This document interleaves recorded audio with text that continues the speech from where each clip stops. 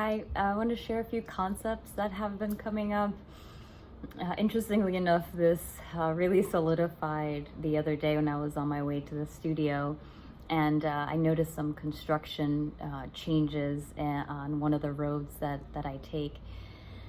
And it kind of helped me put things into a different perspective with this Gemini energy that we're all experiencing. The sun, the moon, Mercury in Gemini, Mercury in retrograde, eclipse energy. It just feels like really amplified. Changes are brewing individually, collectively. We all experience this in our own way, yet we get to acknowledge that these planetary bodies are connected to our psyche at some level. Therefore, how does that show up for us? How do we work with this energy so that we are making choices that are in alignment with why we're here and really who we are at the core?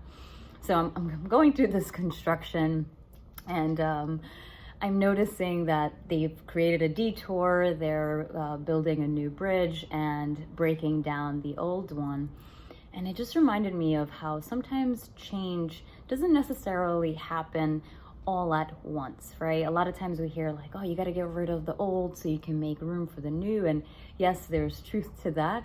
Yet sometimes we get to take detours. Sometimes we get to create a new route before we are getting rid of the old. Sometimes it needs to be done in steps rather than all at once. And so to acknowledge the choices that have been made to make changes that get you closer and closer to your ideal outcome is so important. And so when we look at this energy in Gemini, Gemini is like the child within us. It's the curious being.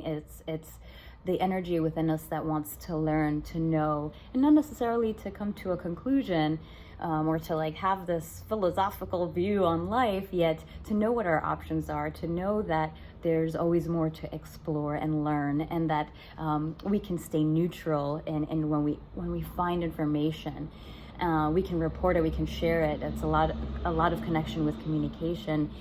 When we look at the Gemini stage of life, it's very much our childhood, getting into school, starting to put sentences together and words and concepts that connected to communication.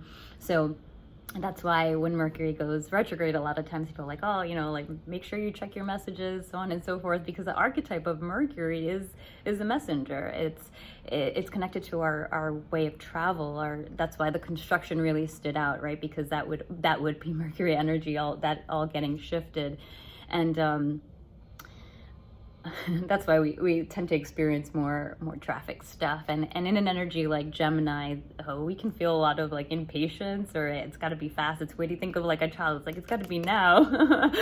And so but it's also fun, and it wants to explore. It's the curious energy within us. So the invitation is to take a look at the changes that you've made, or the choices that have led to changes that you can look back and say, wow, I'm proud of this, or I get to celebrate this. It's like, how do we celebrate the small changes that have brought us to big things in our lives? I think we often forget the small pieces and look at the big picture, or focus a lot on the big picture.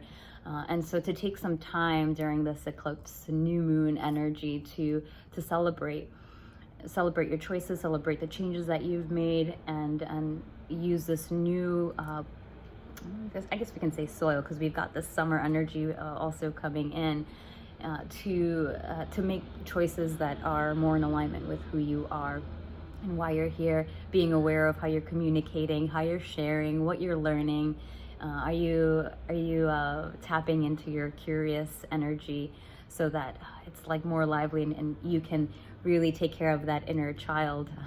Because as adults, again, like this serious energy comes in, and I feel like Gemini reminds us that we're really here to experience and to explore and to be curious and to make the most out of that. So today's message and concept, I would say, is how can you work with this new moon energy, eclipse time. Again, eclipse energy can be more of like a push to make big changes. So to take a step back and to acknowledge and celebrate the changes and choices you've made to be in alignment with who you truly are at the core, because that's really what the purpose is. Namaste.